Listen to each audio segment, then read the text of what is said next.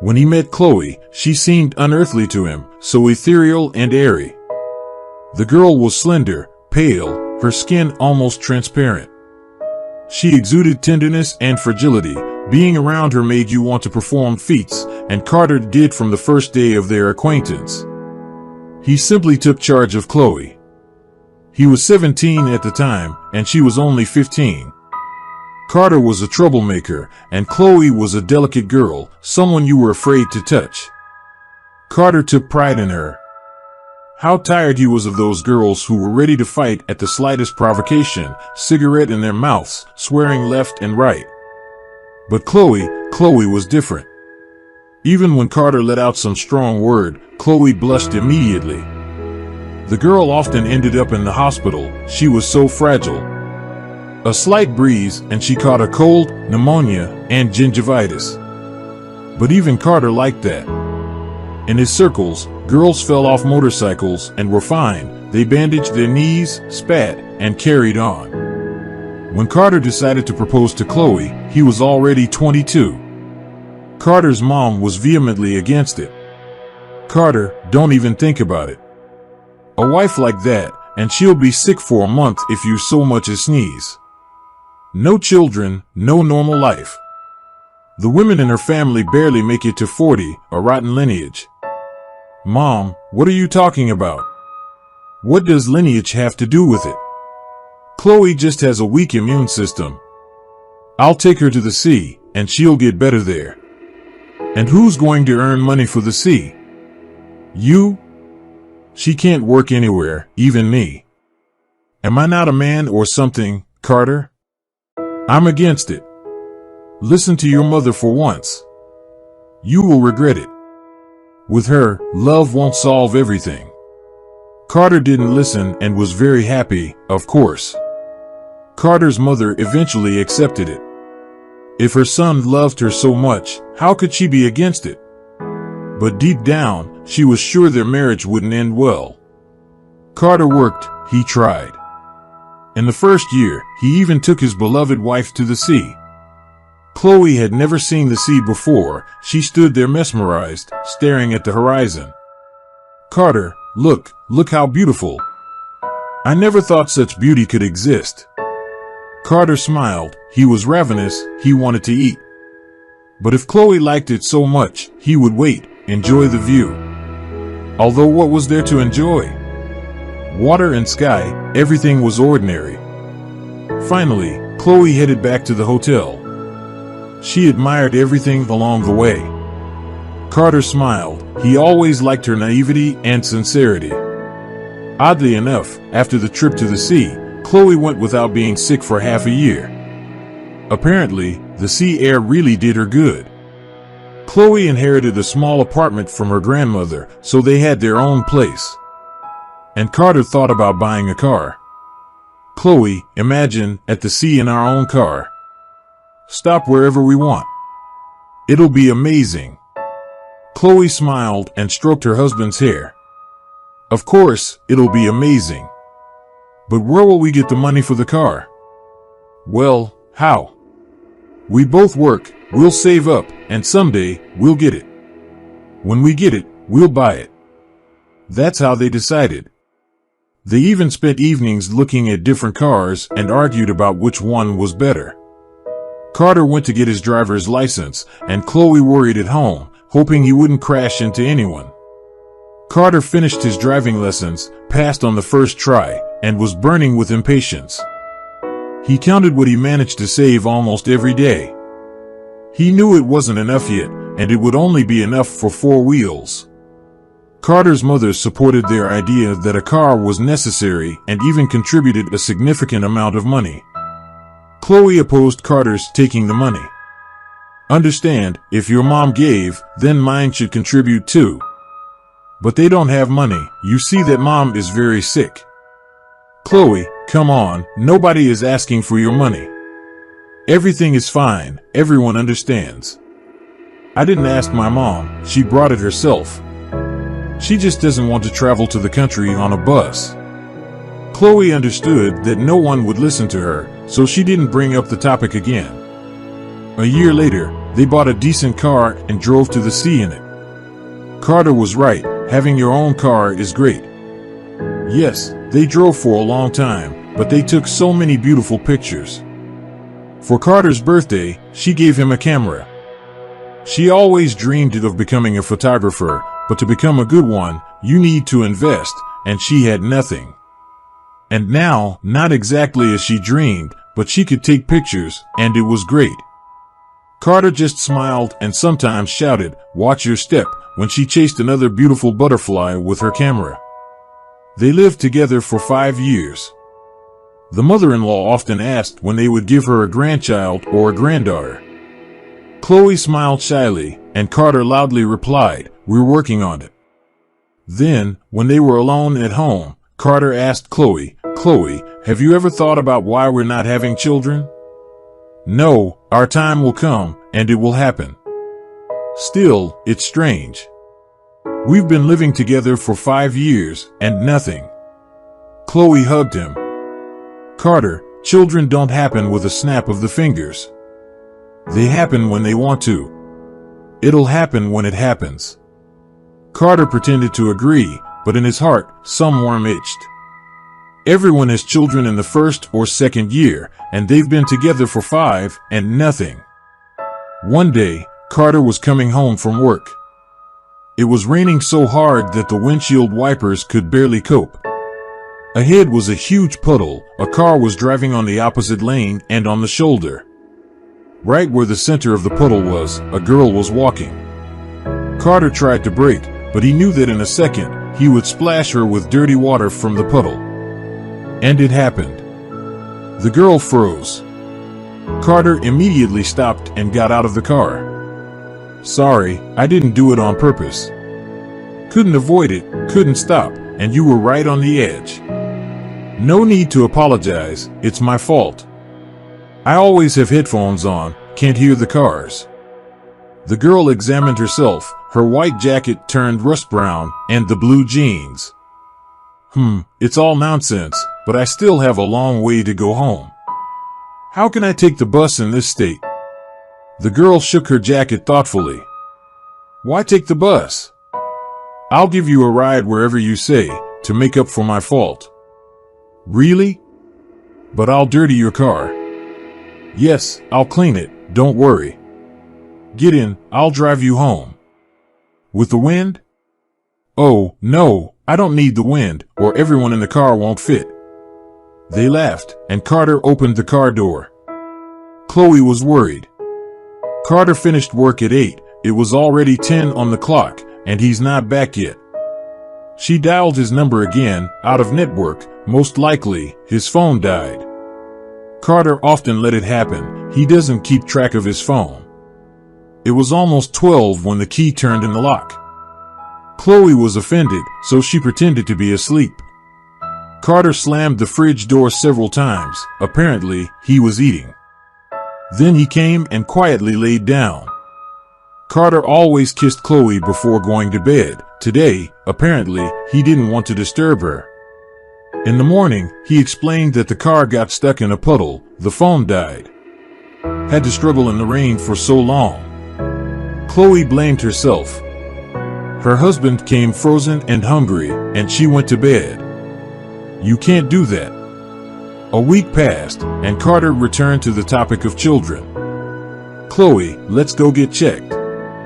I'm sure everything is fine with me, but I'll go with you, and we'll go through all the tests together." Chloe didn't want to go to the hospital, but Carter insisted so much that she agreed. As Carter suspected, the issue was with her.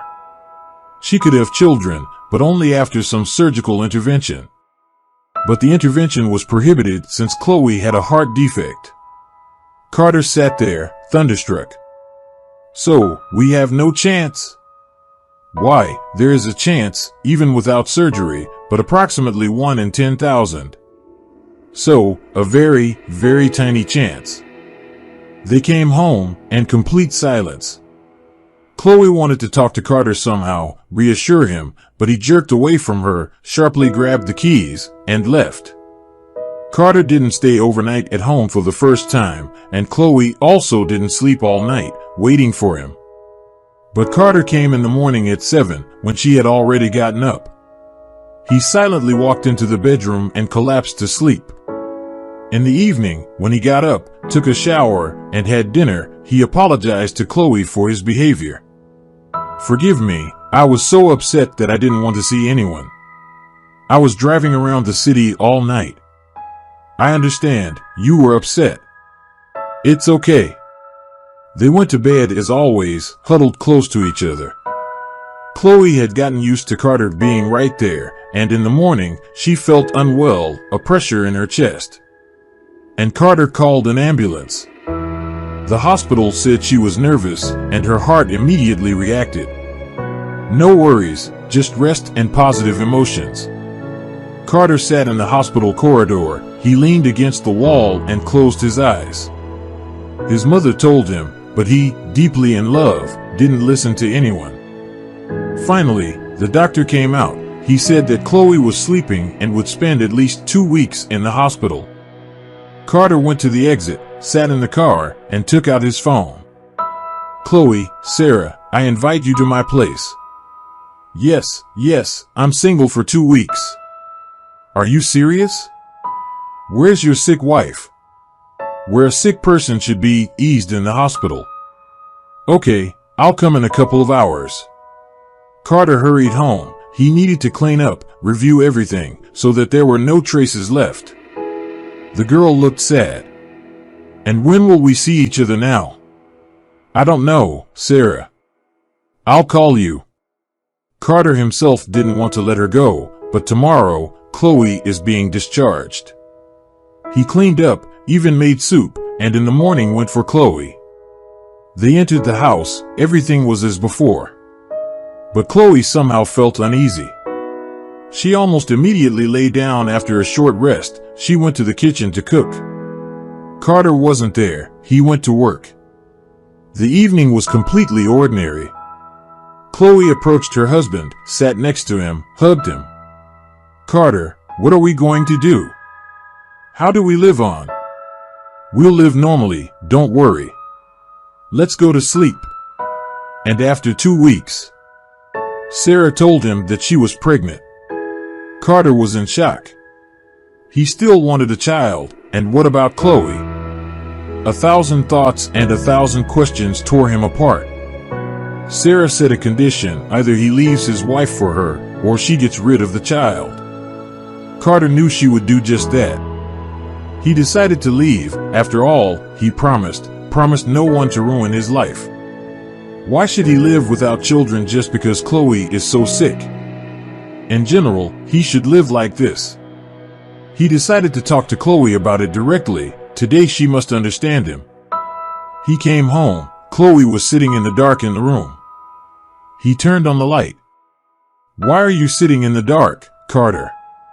"Some woman called me and said she's pregnant with you." "What's going on, Carter?" "Oh, that's Sarah, so impatient. Couldn't wait for him to decide everything himself." "Well, what does that mean?" "What you heard is what it means. I'm 30 years old, and I understand that I won't have a child. It's not right to live like this, you know? A family should have children, yes? And, in general, a normal family should be not one where you can't even sneeze." "Carter, what are you saying?" "You're exaggerating." "What am I exaggerating? We haven't lived normally for a single day. You're always sick, weakness, heart, head. I'm tired, you know? I want a healthy wife and a normal child." "Carter, you can't. Where are you going? How can I live without you? This woman, she's bad." I understood by her voice. "Let her be bad, but at least normal. And you won't live long anyway. You understand yourself that everything in you is not normal." Chloe cried, sitting on the couch, while Carter packed his things. He was so worked up. With each word he said, he felt better. Yes, it's harsh, but he endured it. His mother was right when she forbade him to marry Chloe. He should have listened to his mom. Chloe stood up.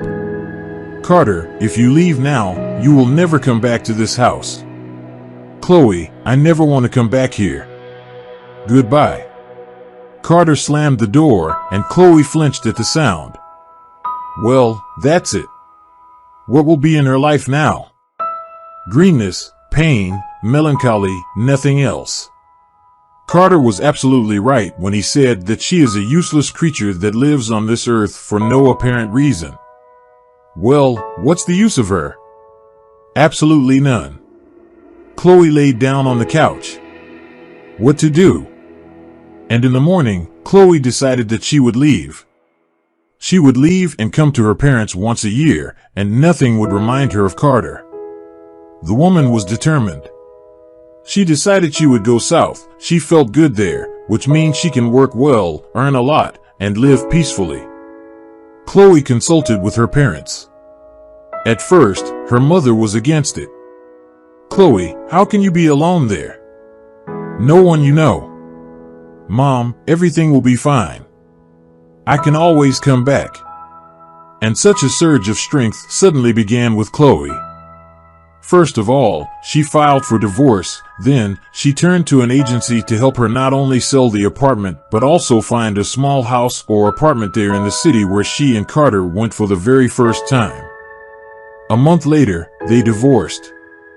Carter avoided eye contact when they met at the registry office to sign the papers, and Chloe didn't look at him. She absolutely didn't care what was happening in his life. But things weren't as smooth for Carter as he would have liked. Sarah tricked him a bit. She wasn't pregnant. She said that to give him determination. As soon as they get married, they'll have a child right away. Well, maybe they'll think about improving living conditions first and then have children. Carter felt like he was doing something wrong. Chloe arrived in a new city. The air here was so refreshing, and it was so beautiful. She took a taxi and soon found herself in a small apartment. Yes, the apartment was even smaller than the one they had before, but she liked it. Everything suited her. Chloe was happy. It took 2 weeks for her to settle in, for her container with furniture and other belongings to arrive. It was time to find a job. Chloe dreamed of working at the hotel where they first vacationed. That was her dream. Why not take a chance? And she did. She got a job as a receptionist, and life was falling into place. After work, Carter decided to have a beer.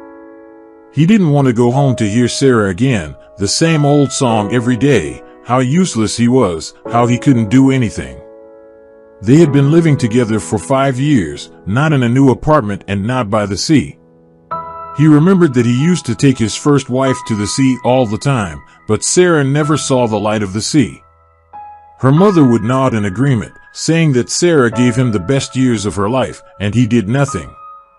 Yes, he took his first wife to the sea because he wanted Chloe to be happy, to feel better. It had been so many years, and he still missed his wife. He even went to her parents to find out her address, but Chloe's father didn't let him in. He didn't try again, realizing he was to blame. Sarah was different.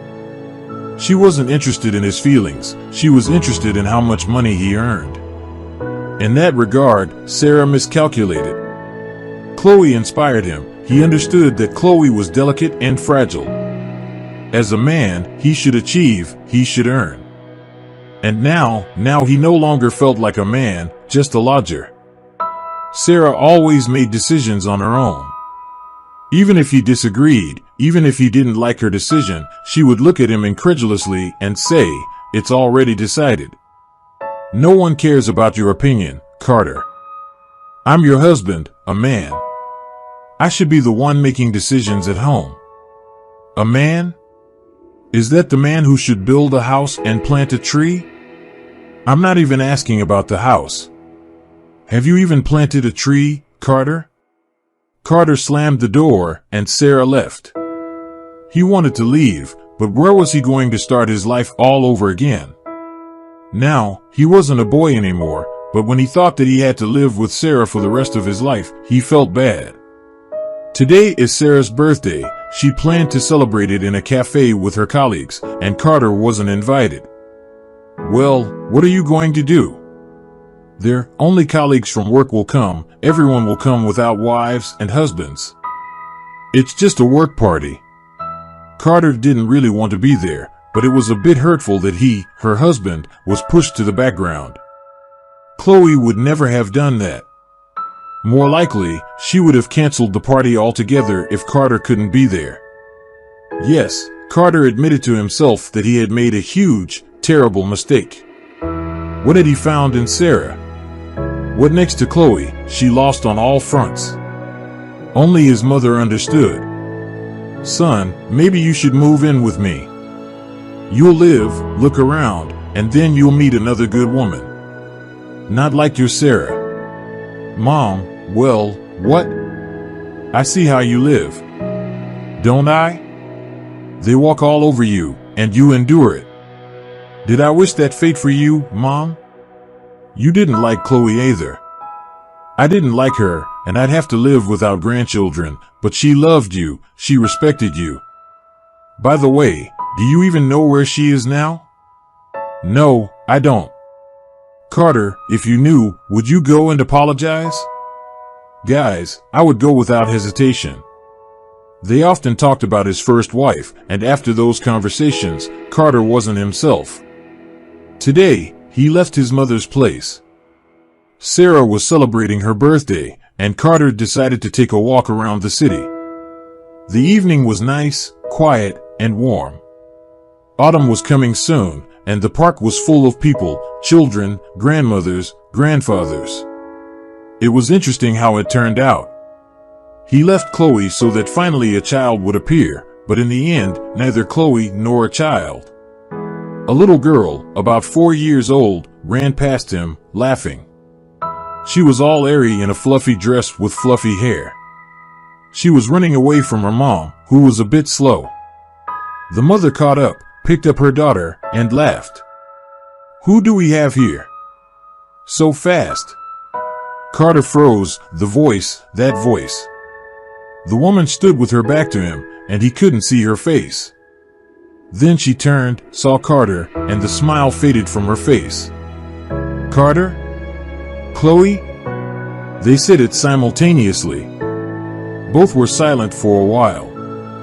Then the little girl got tired of sitting on Chloe's lap, and she started squirming. Mom, let's go. Who is your child? Carter's eyes darkened. How could Chloe? She couldn't have children. What's going on?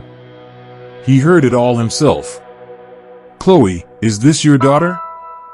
Yes, this is Evelyn, my daughter. Chloe was staring at her ex-husband's face. He aged, looked tired, and not as happy as he was when he left her. And who was born to you?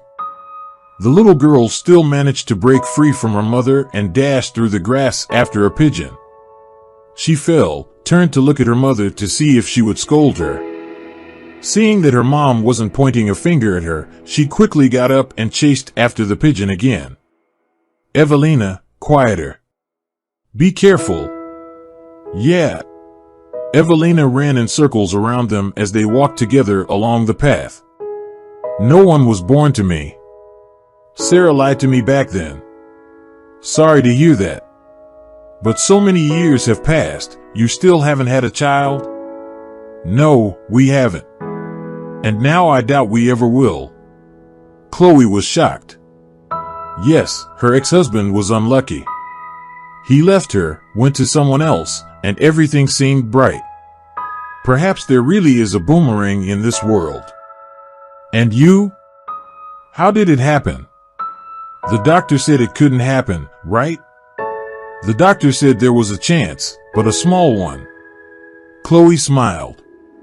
Everything is fine.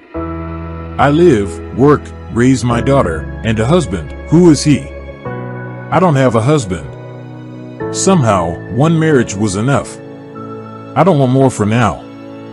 Do you live far away? Yes, far away. We come to visit my mom sometimes. The little girl ran toward them. Chloe opened her arms, and she jumped into them. Mom, I'm hungry. Well, my miracle got hungry. Let's go home to Grandma, she'll feed my beauty. Carter didn't know why he said it. Chloe, can I invite you to a cafe? There's a family-friendly one nearby. Please. The girl immediately perked up. I want to go to the cafe. Chloe thought for a moment. Why not? They're not complete strangers. Maybe she'll get some news about their mutual acquaintances. They sat down, placed an order. Evelina couldn't sit still. Chloe shouted at her, if you don't sit quietly at the table, we'll leave. Look, there are so many people around, and they're all sitting calmly. At that moment, a passing teenager tripped over a chair, grabbing onto the tablecloth of the adjacent table. On his way down, there was a crash noise, and then laughter. Evelina looked at her mother mischievously. Sit quietly, got it? Chloe laughed along with Carter. The girl was not a child, but a little imp. They ate and talked about various things. Evelina started yawning. Carter, it's time for us to go. We're leaving in 2 days. It was nice to see you. Carter sadly accompanied them home. Chloe, maybe we can hang out again tomorrow? No, Carter, it's not necessary. Why? You have a wife. I don't want her to feel the way I once did. It was as if a bucket of cold water had been poured over Carter. Yes, Chloe was always sharp-tongued. Carter felt a bit melancholic. He decided not to go home today and instead return to his mother. Carter, what happened?